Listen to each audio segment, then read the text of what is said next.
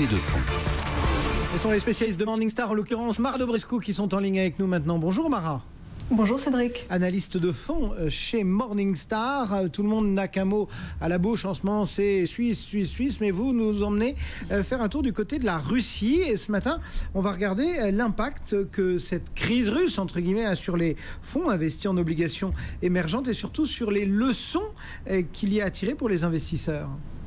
Oui Cédric, donc une petite rétrospective. Comme vous le savez, en décembre, on a assisté à une dépréciation spectaculaire du rouble et donc de la dette russe. Et ceci a vraiment pénalisé un certain nombre de fonds qui étaient investis sur l'univers des obligations émises par les pays émergents. Rappelez-nous, pourquoi cette crise du rouble ? Après des années de croissance lente, l'économie russe était vraiment très vulnérable aux sanctions qui ont été mises en place par les pays occidentaux en 2014 suite à la crise ukrainienne. Mais le facteur le plus déstabilisant a été la chute rapide des cours du pétrole qui a pesé sur la balance commerciale russe et donc sur le rouble. De plus, le 15 décembre, le rouble a perdu 10% en une seule journée, conduisant la Banque centrale russe à relever son taux directeur de 10,5 à 17% pour tenter de défendre sa monnaie. Pourquoi cette dépréciation soudaine ? Elle s'explique principalement par une opération de cette banque centrale russe qui a visé à apporter indirectement 11 milliards de dollars à la première compagnie pétrolière du pays, Rosneft, pour que Rosneft puisse honorer ses échéances de remboursement avant la fin de l'année. Donc cette opération, quelque peu douteuse, a suscité elle aussi de nouvelles inquiétudes sur la capacité réelle des entreprises russes à rembourser ou refinancer leurs dettes émises en devises étrangères. Voilà, pour le petit rappel panoramique, on va dire, de cette crise russe, en quoi ça a eu un impact sur la dette émergente et donc sur les fonds que vous notez ?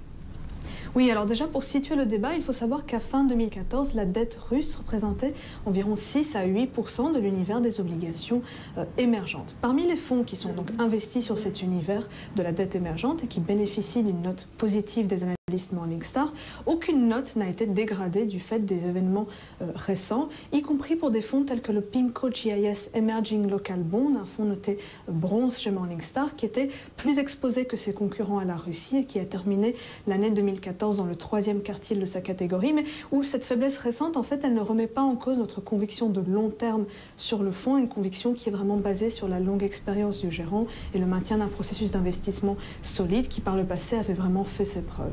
J'ai commencé par ça presque. C'est-à-dire que c'est intéressant de voir quelles conséquences, quelles leçons aujourd'hui les investisseurs, les particuliers presque, doivent tirer de cette crise.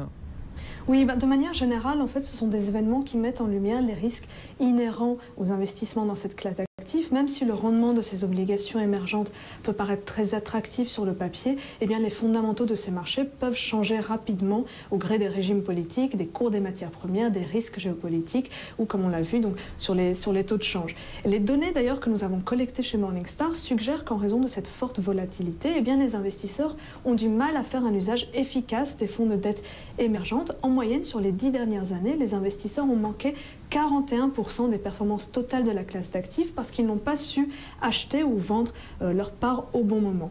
C'est pourquoi nous conseillons fortement à tous ceux qui envisagent d'investir dans des fonds d'obligations émergentes de, premièrement, limiter ces produits à une petite partie d'un portefeuille diversifié et puis, deuxièmement, ne pas céder à la panique de court terme, vraiment conserver un horizon d'investissement long pour pouvoir capter tous les bénéfices que ces fonds peuvent apporter sur un cycle de marché complet. Merci beaucoup Mara Dobrescu qui nous répondait depuis Morningstar comme chaque semaine, bien évidemment, pour vous donner un maximum d'arguments, de clés, de grilles de lecture sur cette gestion collective.